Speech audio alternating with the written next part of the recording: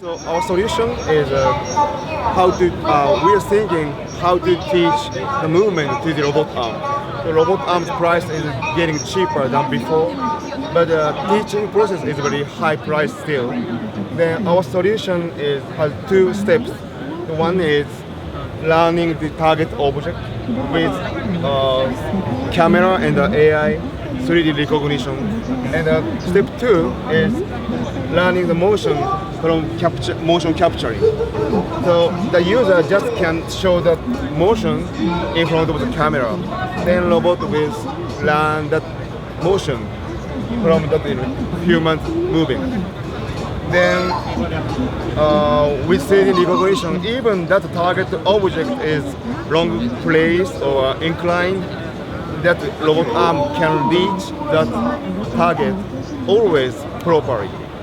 Yeah, that is. So, and the user can teach the work to the robot. It's very easy.